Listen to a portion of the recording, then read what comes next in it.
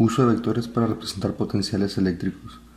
Primero que nada se tiene que estar familiarizado con los temas de vectores y análisis vectorial, ya que estos afectan al corazón y electrocardiograma. La corriente cardíaca fluye en una dirección particular del corazón en el momento dado del ciclo cardíaco. Un vector es una flecha que señala en la dirección de potencial eléctrico que genera el flujo de la corriente con la cabeza de la flecha en dirección positiva. Además, la longitud de la flecha es proporcional al voltaje del potencial. Entre más larga la flecha, mayor tendrá su voltaje. La dirección de un vector se indica en grados. Cuando un vector es exactamente horizontal y se dirige hacia el lado izquierdo del paciente, se dice que el vector se extiende en la dirección de grado cero. La escala de los vectores ruta en sentido contrario hacia las manecillas del reloj.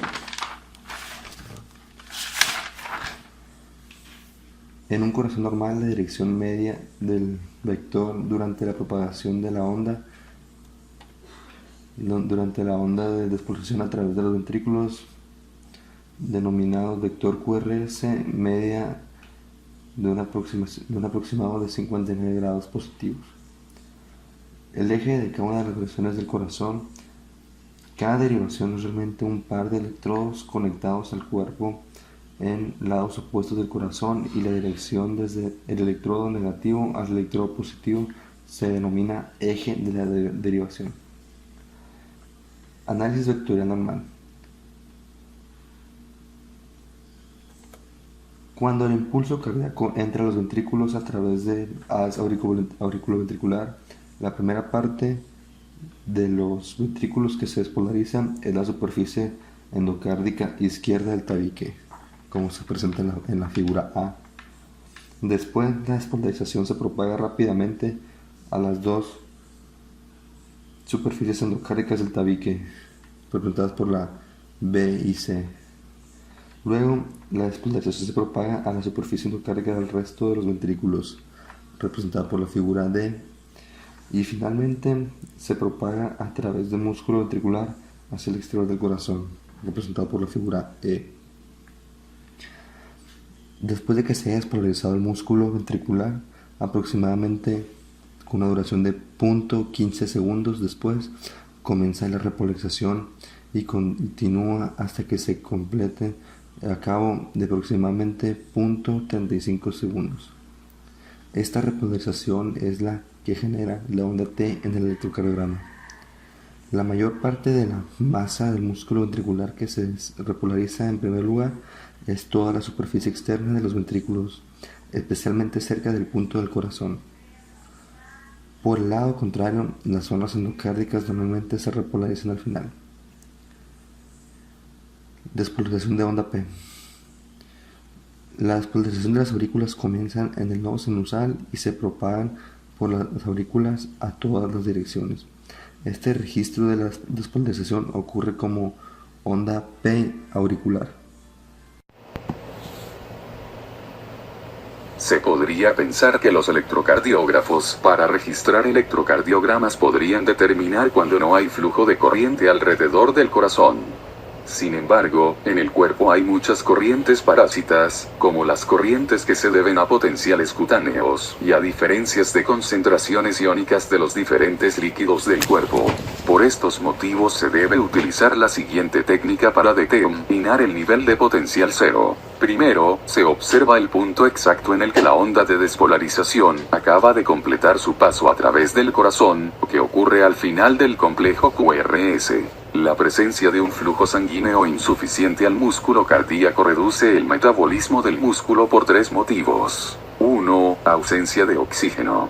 2. Acumulación excesiva de anhídrido carbónico. Y 3. Ausencia de suficientes nutrientes alimenticios. En consecuencia, no se puede producir la repolarización de la membrana muscular en las zonas de isquemia miocárdica grave. Infarto agudo de la pared anterior.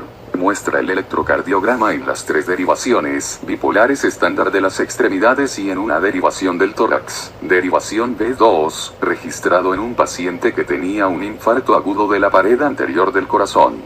El dato diagnóstico más importante de este electrocardiograma es el intenso potencial de lesión en la derivación del tórax B. Si se traza una línea horizontal de potencial cero a través del punto J de esta derivación, se encuentra un intenso potencial de lesión negativo durante el intervalo TP, lo que significa que el electrodo del tórax, que está sobre la parte anterior del corazón, está en una zona de potencial intensamente negativo. Infarto de la pared posterior. Muestra las RS derivaciones bipolares estándar de las extremidades y una activación del tórax. Derivación B2, de un paciente que tiene kilómetros infarto de la pared posterior.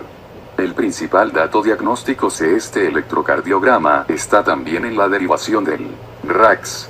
Si se traza una línea de referencia de potencial cero a través del punto J de esta derivación, se puede ver fácilmente que, durante el intervalo TP, el potencial de la corriente de lesión es positivo. Esto significa que el extremo positivo del vector se dirige hacia la pared anterior del tórax, y que el extremo negativo, extremo lesionado del vector, se aleja de la pared torácica. Recuperación de la trombosis coronaria aguda. Muestra una derivación del tórax B3 de un paciente que tenía un infarto agudo de la pared posterior, que muestra las alteraciones del electrocardiograma desde el día del infarto hasta una semana después, 3 semanas después y finalmente un año después. En este electrocardiograma se puede ver que el potencial de lesión es intenso inmediatamente después del episodio.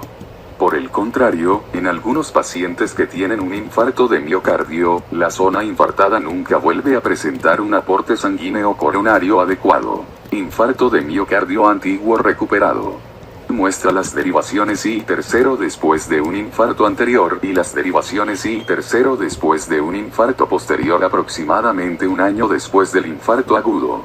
El registro muestra lo que se podría denominar configuraciones ideales del complejo QRS en estos tipos de infarto de miocardio recuperado. Habitualmente ha aparecido una onda Q al comienzo del complejo QRS en la derivación y en el infarto anterior, debido a la pérdida de masa muscular de la pared anterior del ventrículo izquierdo, pero en el infarto posterior ha aparecido una onda Q al comienzo del complejo QRS en la derivación tercero, debido a la pérdida de músculo en la parte apical posterior del ventrículo agudo, elevación del segmento TP respecto al segmento ST.